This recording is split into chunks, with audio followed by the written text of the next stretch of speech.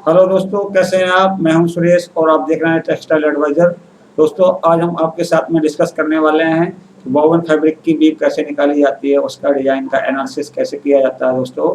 तो इसके पहले कि मैं डिस्कशन शुरू करूं, मैं आपको कहूंगा कि यदि आपने अभी तक मेरे चैनल को सब्सक्राइब नहीं किया है तो कृपया मेरे चैनल को सब्सक्राइब कर लीजिए और साइड में लगा हुआ बेल आइकन का बटन दबा दीजिए, जिससे मेरे आने वाले अपकमिंग वीडियोज के नोटिफिकेशन आप तक पहुंचते रहेंगे दोस्तों। तो दोस्तों, डिस्कशन शुरू करते हैं। जैसा कि आप देख पा रहे हैं स्क्रीन के माध्यम से, मेरे डिस्कशन का टॉपिक है वोवन फैब्रिक बीप और डिजाइन एनालिसिस। मतलब सीधा सा मतलब है कि यदि आपको कोई वोवन फैब्रिक मिलता है तो उसका बीप कैसे निकालें, उसकी बीप कैसे ट्रेस करें और उसका ड्राफ्ट कैसे निकालें और उसका पैक प्लान कैसे निकालें। तो दोस्तों, क्या होता है कि जो बीप एनालिसिस का जो जॉब होता है बड़ा डिफिकल्ट होता है और बहुत प्रिसाइजली करना पड़ता है, बहुत केयरनेस चाहिए होती है इसको करने के लिए, बहुत सावधानी बरतनी पड़ती है। जरा सी गलती से ही आपको नुकसान हो सकता है। सपोज करिए आपने बीम निकाली, आपकी बीम गलत निकल गई। अगर बीम गलत निकलेगी तो आपका ड्राफ्ट गलत निकल जाएगा और ड्राफ्ट गलत निकल गया और आपने उसको लूम के ऊपर लोड कर दिया सेट को, और सेट करने के बाद जब चलाएंगे तो चलाने के लिए तैयार होंगे तो देखेंगे कि ये तो मेरी ड्राइंग गलत हो गई है। तो फिर आपको दोबारा से रीड्राइंग करनी पड़ेगी, तो उससे जितना भी पैसा आपका ड्राइंग में खर्च हुआ होगा वो वेस्ट चला जाएगा। इस तरीके से दोस्तों आपको लॉस होगा। और एक चीज़ और होती है दोस्तों कि वोवन फैब्रिक की डिज़ाइन निकालना और बिल्कुल एक्यूरेट निकालना क्यों ज़रूरी होता है दोस्तों, वो भी मैं आपको बताता हूँ। कि सपोज कर लीजिए कि आपको कहीं से कपड़ा मिलता है, कपड़ा मिलने के बाद में आपका ओनर पूछता है कि देखिए ये डिज़ाइन हमारी मशीन पे बन जाएगा कि नहीं बन जाएगा। तो दोस्तों, आपने सिर्फ ऊपर से ही देख के अगर बता दिया, लमसम में बता दिया कि हाँ ये बन जाएगा, ये नहीं बनेगा। अगर आपने बोल दिया नहीं बनेगा दोस्तों और वो बन सकता है, तब भी आपको लॉस होगा, आपकी कंपनी को लॉस होगा। आप कब तक इस तरीके से करते रहेंगे? आपकी कंपनी को लॉस होगा तो आपका मालिक कहेगा आपसे कुछ भी नहीं बनता है। यदि आपने बोल दिया बन जाएगा और बाद में पता लगा नहीं बनता और आप ऑर्डर लेके बैठ गए तो आपकी बहुत बदनामी होगी कि आपको ऑर्डर कैंसिल करना पड़ेगा। इससे क्या होगा, आगे आने वाले ऑर्डर में आपको प्रॉब्लम हो सकती है दोस्तों। तो इसलिए बहुत सावधान रहना पड़ता है व्यू एनालिसिस करते समय, डिजाइन निकालते समय। तो दोस्तों, क्या होता है कि जो कपड़ा होता है और उसमें जो बीव होती है, तो बीव में 3 टर्म आते हैं। एक तो होती है बीव और डिजाइन होती है, और दूसरा होता है ड्राफ्ट और तीसरा होता है पैक प्लान। तो देखिए दोस्तों, ये यहाँ पे आप देख पा रहे होंगे कि बीव क्या होती है। तो बीव का मतलब होता है the order of interlacement of ends and pick in the fabric is called beam of the fabric. मतलब सीधा सा ये है कि जो बार्क और वेफ्ट होता है या एंड्स एंड पिक होते हैं, उनका एक दूसरे के ऊपर इंटरप्लेसमेंट किस ऑर्डर में है, तो दोस्तों उसको बोलते हैं हम बीम। और दूसरा होता है ड्राफ्ट। ड्राफ्ट का मतलब होता है ड्राइंग, किस सीक्वेंस में कर रहे हैं उन धागों की, मतलब ऑर्डर ऑफ। ये देखिए यहाँ पे ड्राफ्ट होता है आपका the order of drawing the ends through the eye of heald wire of the heald shaft and the dent of the reed is called draft. मतलब जो आपके बार के धागे हैं उनको हम हील्ड शाफ्ट के जो हील्ड वायर होते हैं उनके आई के अंदर किस सीक्वेंस में ड्रॉ कर रहे हैं, और आपकी जो रीड होती है उसमें किस सीक्वेंस में ड्रॉ कर रहे हैं, तो दोस्तों उसको बोलते हैं हम ड्राफ्ट। तीसरा होता है पैक प्लान। दोस्तों, पैक प्लान का मतलब होता है कि आपके हील्ड शाफ्ट जो होते हैं किस पिक के ऊपर कौन से हील्ड शाफ्ट उठ रहे हैं। मतलब होता है कि the order of lifting of the heald shaft according to the beam is called peg plan और लिफ्टिंग प्लान। दोस्तों, सीधा सा मतलब ये है कि कौन से पिक के ऊपर कौन सा हील्ड शाफ्ट उठ रहा है, मतलब कौन सा एंड उठ रहा है, तो वो होता है आपका पैक प्लान। अब आता है कि हम बीम को कैसे एनालाइज करें। दोस्तों, बीम को एनालाइज करने का बहुत सिंपल तरीका होता है और बहुत बेसिक तरीका होता है। अगर आप उसको सिस्टमेटिकली फॉलो करेंगे तो आपको कहीं गलती नहीं होगी। ना तो आपकी बीम निकालने में गलती होगी, ना ड्राफ्ट निकालने में गलती होगी, ना पैक प्लान निकालने में गलती होगी। लेकिन इसके पहले हम आपको बताते हैं कि कुछ बेसिक बीम्स के बारे में यहाँ पे डिस्कस करता हूँ कि आपकी बेसिक बीम कौन सी होती हैं। दोस्तों, वोवन फैब्रिक में बेसिक बीम्स होती हैं प्लेन, ट्विल और साटिन। तो जो प्लेन बीम होती है उसकी जो रिपीट होती है, 2 एंड्स होते हैं और 2 पिक होते हैं। यहाँ हमने आपको दिखाया हुआ है, ये हमारी प्लेन बीम है। इसमें क्या होता है, प्लेन बीम में वन अप वन डाउन चलता है, तो इसकी मिनिमम रिपीट होगी 2 एंड्स और 2 पिक की। यहाँ देखिए हम नंबरिंग करके भी दिखाया हुआ है और ये इधर भी दिखाया हुआ आपको। दोस्तों आपका जो ट्विल होता है उसकी मिनिमम रिपीट होती है 3 एंड्स और 3 पिक की, और आपका जो शार्टन होता है, शार्टन में भी रेगुलर शार्टन होता है, उसकी जो रिपीट होती है वो 5 एंड्स और 5 पिक की होती है, मतलब 5 गुणा 5 की होती है, तो जो मिनिमम रिपीट होती है दोस्तों। अब हम आपको बताते हैं दोस्तों कि एनालिसिस कैसे करें। तो एनालिसिस करने का बहुत बेसिक तरीका होता है, हम उसको स्टेप बाय स्टेप करते हैं, तो उससे क्या होता है कहीं पे गलती नहीं होती है और आप इजीली बीम का एनालिसिस कर पाते हो, उसी के अकॉर्डिंग ड्राफ्ट भी निकाल लेते हो, उसी के अकॉर्डिंग प्लान भी निकाल लेते हो दोस्तों। तो सबसे पहले हम क्या करते हैं कि कोई भी कपड़ा होता है उसको लेते हैं और पिक ग्लास की सहायता से हम उसका वार्प डायरेक्शन और वेफ्ट डायरेक्शन को आइडेंटिफाई करते हैं। दोस्तों जब हम आइडेंटिफाई करते हैं तो बस बेसिक तरीका तो मैंने पहले भी बताया हुआ है कि वार्प की डायरेक्शन कैसे प्राप्त करते हैं। वार्प की डायरेक्शन प्राप्त करने के लिए हम क्या करते हैं कि पिक ग्लास की सहायता से कपड़े को अंडर हैवी लाइट सोर्स देखते हैं, उससे हमें पता लग जाता है कि कितने धागे के बाद में एयर गैप क्रिएट हो रहा है और अनइवन एयर गैप क्रिएट हो रहा है। तो उससे आपको पता लग जाएगा कि ये हमारा वार्प का डायरेक्शन है और उसका जो दूसरा डायरेक्शन होगा वो वेफ्ट का डायरेक्शन होगा। जब आप वार्प की डायरेक्शन पहचान लेते हैं तो चूंकि जो बीम होती है वो हमेशा वार्प के धागे से ही बनती है, तो जब वार्प के धागे से बीम बनती है तो उसके लिए हम क्या करते हैं, सबसे पहले हम आइडेंटिफाई करते हैं उसकी पिक ग्लास की सहायता से कि इसकी रिपीट कितने एंड्स की हो, कितने पिक की है, और वहां पे हम मार्क कर लेते हैं। जब हम मार्क कर लेते हैं तो वहां पे मार्क करने के बाद में साइड से जहां से आपको बीम ट्रेस करनी शुरू करनी होती है तो वहीं से वहां तक उसके पहले तक के धागे हम निकाल देते हैं, वार्प के भी निकाल देते हैं और किसके निकाल देते हैं, वेफ्ट के भी निकाल देते हैं। तो क्या होता है आपकी जहां से आप ट्रेस करने वाले, जहां से आप रिकॉर्डिंग करने वाले हो, रजिस्टर करने वाले हो अपने ट्रेस पेपर पे, वहां तक आप उसको धागे को निकाल देते हैं और निकालने के बाद में फिर क्या करते हैं, सबसे पहले क्या करते हैं, जो वार्प का जो पहला धागा होता है उसकी हम लिफ्टिंग रीड करते हैं। लिफ्टिंग रीड करते हैं तो क्या देखते हैं, पहले धागे पे देखते हैं कि कहाँ पे वार्प का धागा डाउन है और कहाँ पे वार्प का धागा अप है। तो जब हम देखते हैं तो हमें पता लगता है कि जैसे ये देखिए हमने ये बीम दिखाई हुई है, आपको बना के दिखाई हुई है, तो यहाँ पे आप देख पा रहे हैं कि हमने ये सपोज करिए इधर के भी धागे निकाल दिए और इधर के भी धागे निकाल दिए।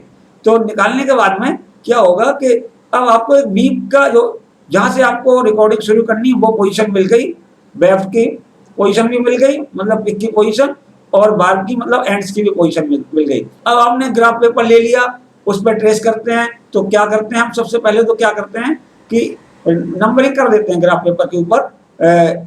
जो भी स्क्वायर बने होते हैं 1 2 3 4 5 6 7 8, ये आपके इस तरीके से ये एंड्स की नंबरिंग है, और ये है आपकी 1 2 3 4 5 6 7 8 ये पिक्स की नंबरिंग है। तो अब इसके बाद में हम रीड करते हैं तो ये देखते हैं, देखिए ये आपका पहला एंड्स है और ये किस तरीके से चल रहा है, 1 2 3 4 5 6 7, ये 7 हमने ब्लैक कर दिए हैं। जब हमने ब्लैक कर दिए हैं तो ये ब्लैक ये पूरा फिलअप कर दिया है। तो ये फिलअप का मतलब होता है कि वार्प अप हो रहा है, मतलब आपका एंड हो रहा है वो अप है, पिक डाउन हो रहा है यहाँ पे और वार्प अप हो रहा है। तो 7 के लिए अप हो गया और 1 के लिए यहाँ पे डाउन हो गया। इसके बाद हम फिर क्या देखते हैं कि दूसरा हमने एंड लिया, लेकिन दूसरा एंड हम ट्रेस करने के पहले क्या करते हैं, पहले वाले एंड को निकाल के बाहर फेंक देते हैं। फिर दूसरे को देखते हैं, जब दूसरे को देखते हैं पिक ग्लास से तो हमें क्या दिखाई देता है कि वार्प का धागा है ये यहाँ पे डाउन है और इसके बाद में 1 2 3 4 5 के लिए फिर अप है, फिर 1 के लिए डाउन है, फिर 1 के लिए अप है। जब ये हमने रिकॉर्ड कर लिया उसके ऊपर ग्राफ पेपर के ऊपर, तो इसके बाद इसको भी निकाल कर फेंक दिया। फिर हम तीसरे को करते हैं। तीसरे में क्या दिख रहा है आपको, 1 अप 1 डाउन, 3 अप 1 डाउन और 2 अप। तो इसके बाद में फिर इसको भी निकाल दिया। फिर चौथे को ट्रेस करते हैं, तो चौथे को ट्रेस करा हमने तो 2 up 1 down, 1 up 1 down 3 up. फिर हमने चौथा निकाल दिया। फिर पांचवा हमने रीड किया, पांचवा रीड किया तो क्या हुआ, 3 अप 1 डाउन 4 अप। फिर हमने पांचवा निकाल दिया। पांचवे के बाद फिर छठवां देखा। छठवें में हमने क्या करा कि 2 up 1 down 1 up 1 down 3 up. जब हमने ये रीड कर लिया और इसको हमने रिकॉर्ड कर लिया ग्राफ पेपर के ऊपर, फिर हम छठवां धागा भी निकाल देंगे। इसके बाद में सातवां धागा हम रीड करेंगे। जो सातवां धागा रीड कर रहे हैं तो क्या है, 1 up 1 down 3 up 1 down 2 up. जब सातवां धागा रिकॉर्ड हो गया तो हम सातवां धागा भी निकाल देंगे। इसके बाद में क्या करेंगे, हम आपको आठवां धागा रीड करेंगे। आठवां धागा कैसे वर्क कर रहा है, अप एंड डाउन हो रहा है। वो हो रहा है 1 डाउन 5 अप 1 डाउन 1 अप। दोस्तों आपने 8वें धागे की रीडिंग कर ली और रीडिंग करने के बाद में आपने ग्राफ पेपर के ऊपर उसको रिकॉर्ड कर लिया। रिकॉर्ड करने के बाद में फिर आप 9वां धागा निकालेंगे। वो क्यों निकालेंगे? वो इसलिए निकालेंगे कि आप ये देखेंगे आपकी वीव पूरी हो गई यहाँ पे कि नहीं हो गई। 9वां धागा निकाल के जब आप देख रहे हैं यहाँ पे, जब देखते हैं तो आपको पता लगता है कि 9वें धागे की जो लिफ्टिंग आ रही है वो बिल्कुल सेम टू सेम आ रही है पहले धागे की। और अब चाहें तो 10वां धागा भी निकाल सकते हैं। 10वां धागा निकालने से क्या होगा और आपको क्लियर हो जाएगा कि हमने बिल्कुल वीव सही निकाली है। जब 10वां धागा निकालेंगे तो उसकी जो वर्किंग आएगी, लिफ्टिंग आएगी, वो आएगी दूसरे नंबर के धागे के बिल्कुल सेम आएगी। तो इससे आपको पता लग गया कि हमने बिल्कुल डिजाइन बिल्कुल सही निकाली है। और दोस्तों यहाँ पे भी आप कर सकते हैं। यहाँ पे करने के लिए क्या करना है, अभी तो आपने बिल्कुल 8 ही धागों की रीडिंग ली है, रीडिंग करी है। इसके बाद में 9वें 10वें की भी अगर आप कर लेंगे, 9वें 10वें की करेंगे तो उससे आपको क्या पता लग जाएगा, यहाँ के बाद में फिर ये रिपीट यहाँ पे चालू हो रही है, आपको पता लग जाएगा। तो उससे भी आप रिपीट काट सकते हैं। तो आपकी यहाँ पे वीव निकल के आ गई बिल्कुल क्लियर। अब वीव निकलने के बाद में अब आपको क्या बनाना है, एक ड्राफ्ट बनाना है। तो दोस्तों ड्राफ्ट क्या होता है, तो हमने ड्राफ्ट में दिखाया हुआ है कि ये हील शाफ्ट की नंबरिंग चल रही है 1 2 3 4 5 इस तरीके से चल रही है। और ये एंड्स की नंबरिंग चल रही है यहाँ पे, वो यहाँ पे नीचे आपको दिखाई हुई है। अब हम आपको दिखाते हैं कि कैसे ड्राफ्ट निकाला जाता है दोस्तों। तो ड्राफ्ट बनाने में बिल्कुल थंब रूल होता है कि पहला धागा हमेशा पहले हील शाफ्ट में जाएगा। तो हमने ये पहला धागा 1 नंबर हील शाफ्ट में ड्रॉ कर दिया है। दोस्तों अब हम दूसरे धागे को देख रहे हैं, दूसरे एंड को देख रहे हैं। तो हमें ये देखना है कि दूसरे एंड की वर्किंग पहले एंड के सेम है या अलग है। अब यहाँ पे देखिए आपको बिल्कुल क्लियर दिख रहा है कि दूसरे एंड की वर्किंग पहले एंड से बिल्कुल डिफरेंट है। यदि डिफरेंट है तो ये जो धागा है आपका जाएगा दूसरे फ्रेम में। यहाँ हमने दूसरे में ड्रॉ कर दिया। अब हम तीसरे एंड को देखेंगे, तीसरे एंड की वर्किंग पहले दूसरे से मिल रही है कि नहीं मिल रही है। तो दोस्तों बिल्कुल भी नहीं मिल रही है, इसलिए हम आपको दिखाते हैं कि ये कहाँ ड्रॉ किया है। इसको हमने ड्रॉ किया है तीसरे अलग फ्रेम में ड्रॉ कर दिया है दोस्तों। अब इसके बाद में आता है चौथा एंड्स। फिर हम देखेंगे कि पहले दूसरे तीसरे से मैच कर रही है इसकी वर्किंग कि नहीं कर रही है। इसकी वर्किंग बिल्कुल भी मैच नहीं कर रही है आपकी पहले दूसरे और तीसरे धागे से। तो इसको कहाँ पे ड्रॉ करेंगे, चौथे में ड्रॉ करेंगे दोस्तों। इसके बाद में आता है आपका 5वां एंड। तो 5वें एंड की वर्किंग देखेंगे कि पहले दूसरे तीसरे चौथे से मैच कर रही है किसी से भी कि नहीं कर रही है।